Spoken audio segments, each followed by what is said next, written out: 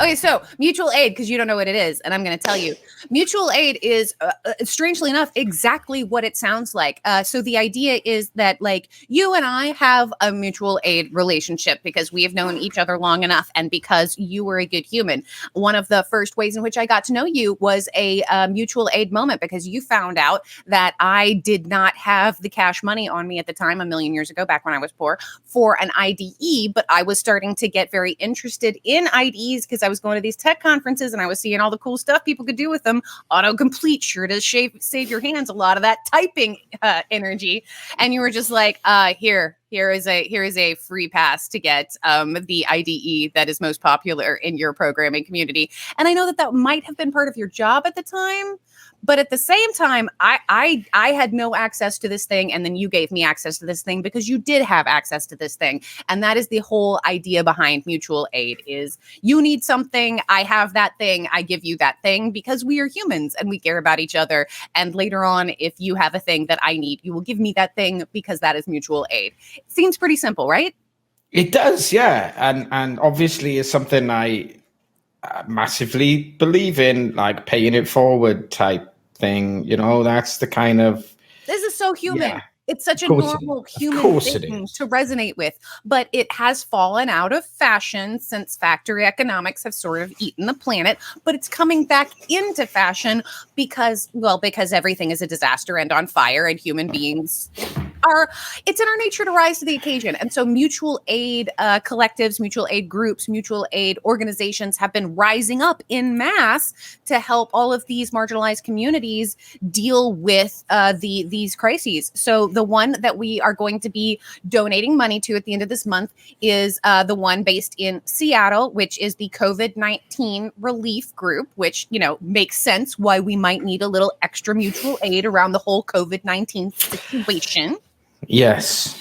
But there's just a lot of that going on. In fact, some of the organizations that we have featured for our Game for Good organizations in the past have been community organizations that have existed in the long term, but have been doing special, amazing mutual aid work because of these series of crises that we've been dealing with as a collection of communities all over the world. Because when it comes down to it, like when you need help right now, you can't really wait for like giant organizational machinery to like turn and like you put in an application and then you're reviewed by a board and then they analyze your needs. Like you don't have time for that when what you're waiting on is a hot meal, or when what you're waiting on is to pay a bill. And so like I said, these organizations have always existed to a certain extent, but they've fallen out of fashion because like they're not capitalist at all. But they have been coming back into fashion. They have been saving all sorts of communities by helping those communities save themselves.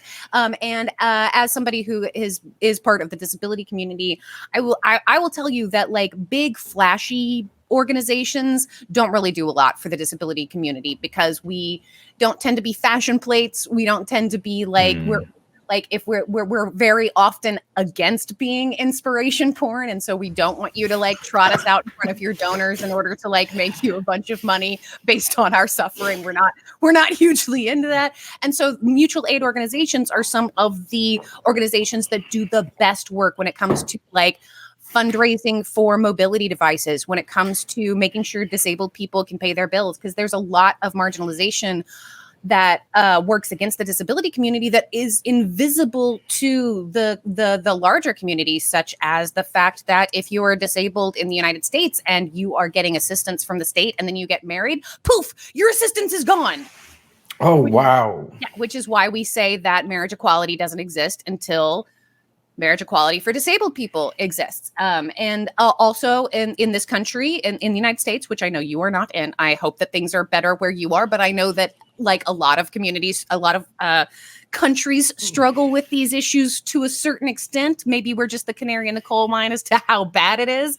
But like also, if we accidentally hold too much money, we suddenly don't get our benefits anymore. And it's a really tiny amount of money. So basically, in order to get any sort of official assistance, the disability community has to keep ourselves isolated and in poverty, which is like, especially since you don't have socialized medicine, that's just like a recipe for recurring disasters for your entire life. So mutual aid is really where it is at when it comes to whether or not the disability community gets to have lives worth living or not. And so I'm super, super excited to get to It's amazing.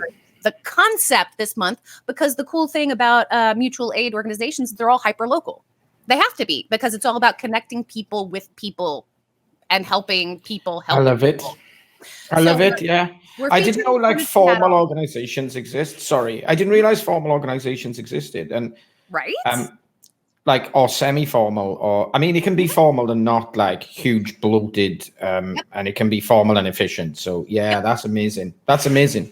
So we're featuring this one in Seattle, but we are also, if you want to go over to our TwilioQuest, so twilio.com/quest/events is where you can find out all about our monthly Game for Good events. And for this month, in addition to having a link so you can learn more about the COVID-19 relief mutual aid group in Seattle that we are specifically fundraising for, you can also find links to multiple organizations that just track these mutual aid groups so that you can find one that is local to you. If you are in the United States, I'm still looking for more international resources. When I find them, I will add them. But right now, if you are in the United States, you can find links to 3 different groups that just try and list and provide information on mutual aid organizations all over the country so that you can find one that is near you so that you can support it and hook people up with the mutual aid that they need near you.